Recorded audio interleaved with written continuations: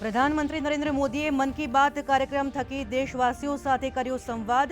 ઇસરોની 100મી શાનદાર સદીની વાત કરતા કહ્યું, છેલ્લા 10 વર્ષમાં 460 સેટેલાઇટ થયા લોન્ચ। પીએમએ કહ્યું, ભારતની એઆઈમાં થતી પ્રગતિના દુનિયાભરમાં થઈ રહ્યા છે વખાણ। એઆઈ સેક્ટરમાં યુવાઓની વધતી ભાગીદારી એ નવી ક્રાંતિની શરૂઆત। પીએમ મોદીએ નારી શક્તિની વાત કરતા હંસા મહેતાના બલિદાનને કર્યું યાદ। 8 માર્ચે સોશિયલ મીડિયા થકી મહિલાઓને પોતાના અનુભવો, પડકારો અને સિદ્ધિઓની વાત કરવા કર્યું આહ્વાન।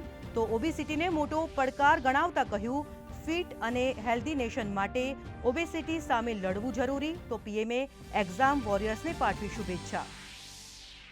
પ્રધાનમંત્રી નરેન્દ્ર મોદી આજથી એમપી, બિહાર અને આસામના ત્રિદિવસીય પ્રવાસે। આજે મધ્યપ્રદેશના છતરપુરમાં બાગેશ્વર ધામમાં 100 બેડવાળી કેન્સર હોસ્પિટલ માટે મૂકી આધારશિલા। વિશાળ જનસભાને સંબોધતા પીએમએ કહ્યું, આસ્થાનું કેન્દ્ર બનશે આરોગ્યનું મોટું કેન્દ્ર। સાથોસાથ લોકોને મળશે ભજન, ભોજન અને નિરોગી જીવન। આવતીકાલે દિલ્હી વિધાનસભામાં શરૂ થશે બજેટ સત્ર। આતિશી ચૂંટાયા વિપક્ષના નેતા। આમ આદમી પાર્ટીના ધારાસભ્ય દળની બેઠકમાં લેવાયો આ નિર્ણય।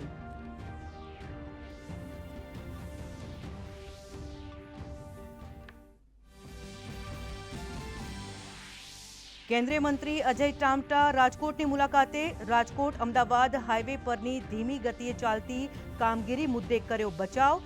કેન્દ્રીય બજેટને લઈને યોજેલી પત્રકાર પરિષદમાં ખેડૂતો, મહિલાઓ, આરોગ્ય તેમજ શિક્ષણ અંગેની જોગવાઈઓ વિશે આપી માહિતી।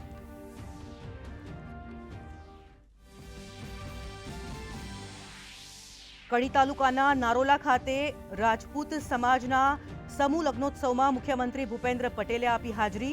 સમાજની શક્તિ વિકસિત રાષ્ટ્રના નિર્માણમાં સક્રિય યોગદાન આપશે તેવો વ્યક્ત કર્યો વિશ્વાસ।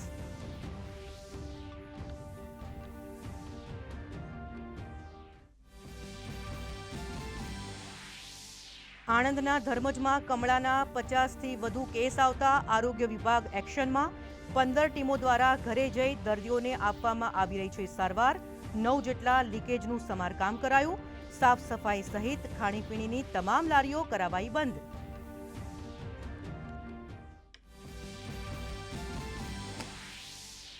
અને દુબઈ ઇન્ટરનેશનલ સ્ટેડિયમમાં રમાઈ રહી છે ભારત પાકિસ્તાનની રોમાંચક મેચ। આજની મેચ પાકિસ્તાન હારશે તો ટુર્નામેન્ટમાંથી થશે બહાર।